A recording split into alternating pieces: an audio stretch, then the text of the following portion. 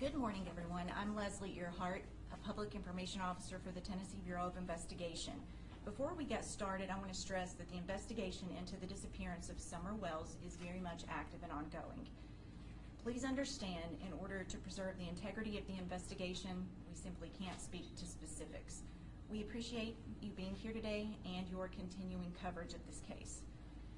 At approximately 6:30 p.m. on this day, 1 year ago, Summer Wells, who was 5 years old at the time, was reported missing from her home in the Beach Creek community of Hawkins County. When we held the first media briefing on June 16th, honestly, we expected to have good news to report by the time the next media briefing came around. Unfortunately, instead, day after day ended in frustration and disappointment.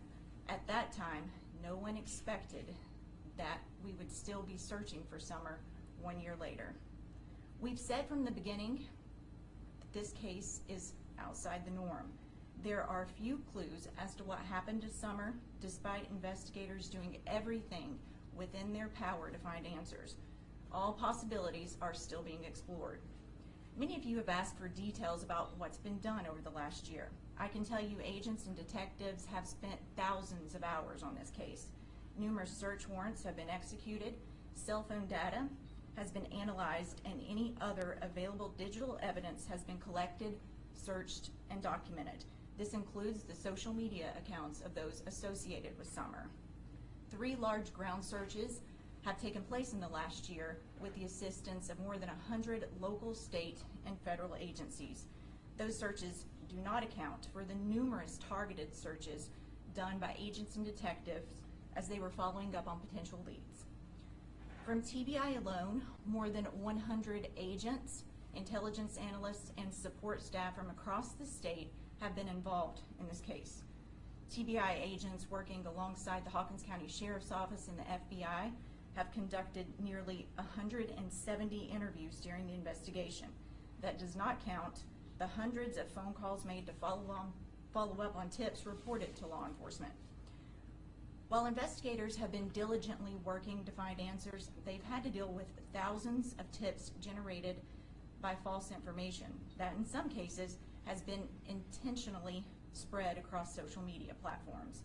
We know that this case has attracted the attention of individuals across the country who genuinely care about Summer and want nothing more but to help us find answers. We appreciate those people. However, we are also aware that there are some people using this case for their own personal gain by spreading false information on social media posted as facts. Some go as far as to solicit donations. This has had a major impact on the investigation and not in a good way. Moving forward, we ask the public not to submit tips as a result of a video they viewed on YouTube or a theory they've seen posted on Facebook. Please help us and only call if you have direct, specific information about the disappearance of Summer. This investigation weighs heavily on us all, and I can promise you that no one wants answers more than we do, and we are not going to stop until we find them. I'm going to turn it over to Sheriff Ronnie Lawson. Good morning.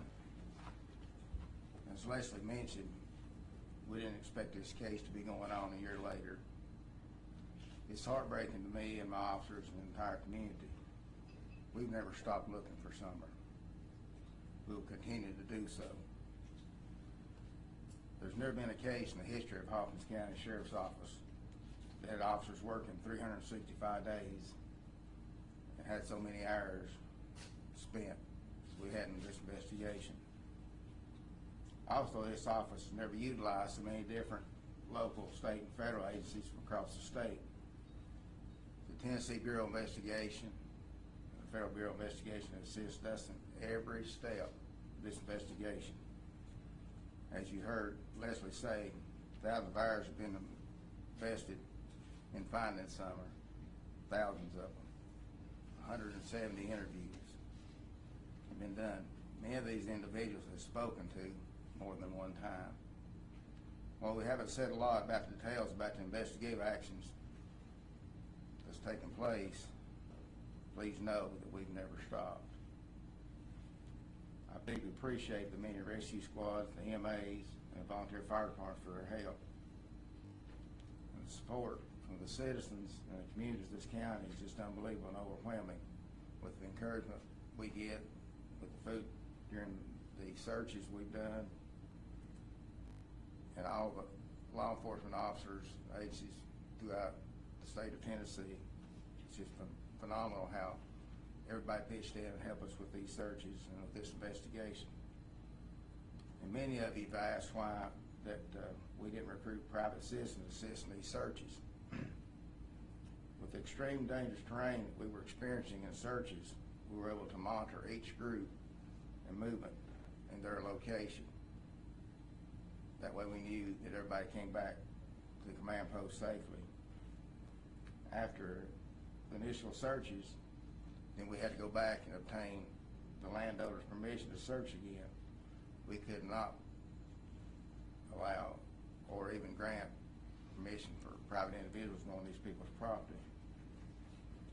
And while I can promise you that we will continue to conduct target searches in the Beach Creek area as new information is developed, we'll also continue to follow up on any legitimate leads.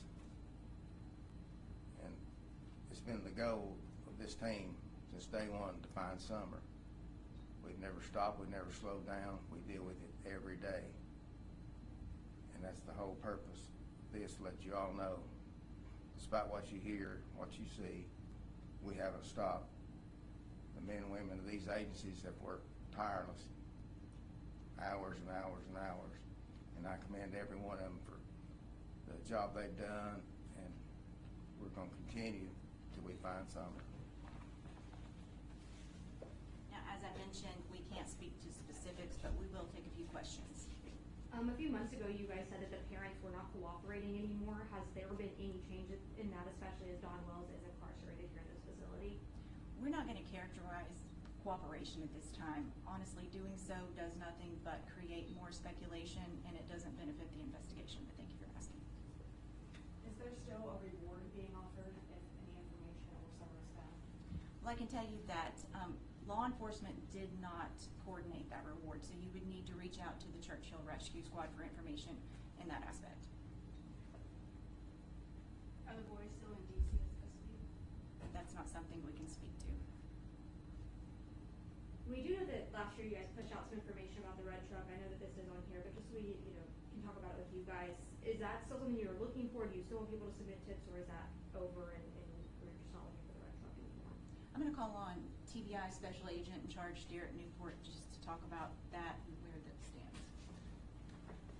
I would tell you yes, just to eliminate.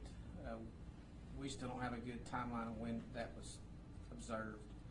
People that frequent areas on a regular basis can get days mixed up. We still want to figure out who, if possible, and if that's even a legitimate lead.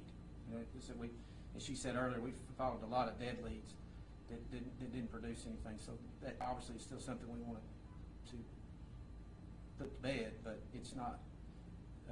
We still can't pinpoint a date and an exact location. That's right. Anybody else? When this first came out, you guys said that Summer was last seen walking away from her home. That was like one of the initial reports that night. And then things kind of changed the following day. Is there any evidence that she walked away from home, or any evidence leading toward an abduction, or do we have any evidence of anything that night otherwise? We don't have anything specific, and I think what's important to note there is that the sheriff mentioned that how many hours we've put into this investigation and how much time has been spent exploring every possibility: walk-off, abduction, other foul means. And I think that's the thing to keep in mind is it's still really wide open as to the what. We try to stay away from developing theories and just follow facts. You mentioned that you're continuing to look at this case every day. Are there more searches planned as we're approaching the summer months? No specific plan. However, if we get specific information about a specific location, building, what have you, we will coordinate with each other to go take a look at that location. What made it hard back in the summer is obviously the foliage. That's why you saw the 2 searches that were when the leaves were on the ground, so that we could use air assets and that you could actually see more of what's on the ground at the time. And people say, well, leaves to cover things up. Well, if you move things around enough, you'll see what you're looking for. In the past, you said that there's no evidence that there was an abduction. Does that still stand? It still stands. Do the facts point towards one theory more than another? No, they do not. Or what happened? Not at this point. Well, thank you guys for being here. I just want to point out one more thing. This case is not cold. We get asked that a lot. It's not. We're talking to the sheriff constantly. We all work together as one team, and we're determined to find answers. Thank you for coming.